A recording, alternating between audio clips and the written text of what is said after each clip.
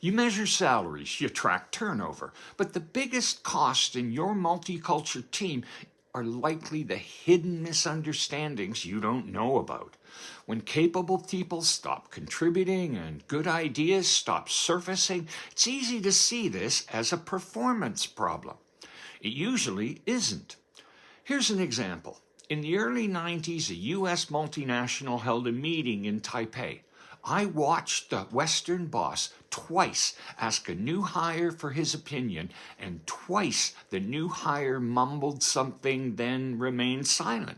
I later talked to the young man. He had an impressive background. He'd graduated top in his class from Taiwan's best university. He spoke excellent English. I asked him why he hadn't spoken up. Do you know why he hadn't answered? I bet you can't guess. He said he'd been silent because it was the first time in his life a superior had asked for his opinion. He had an opinion, but didn't have any experience offering it to a superior. He kept silent, something he'd done his entire life. This wouldn't happen in the West, but is common in other cultures. At no time in his life would teachers, parents, or superiors ask what he thought. Why? Well, let's get to that.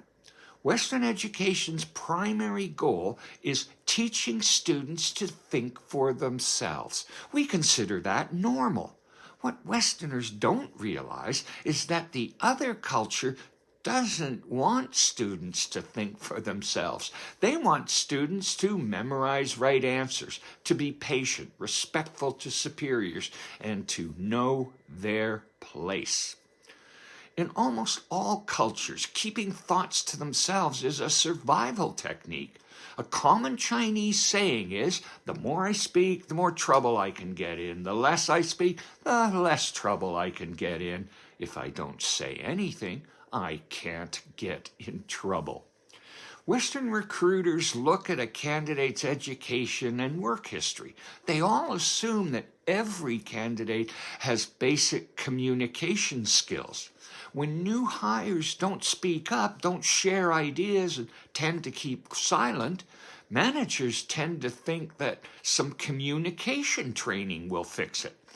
Too late they discover that training won't magically make silent employees go against cultural norms learned in childhood. Well, what can be done? First is recognizing that the problem is low cultural competence, not lack of skills or desire. Second is understanding that training won't build cultural competence, but understanding culture will. People from other cultures need to know why Westerners want to know their opinions. This starts by learning that every culture has an overall goal that shapes our actions, attitudes, beliefs, and habits. Communication rules are shaped to help people achieve the goal.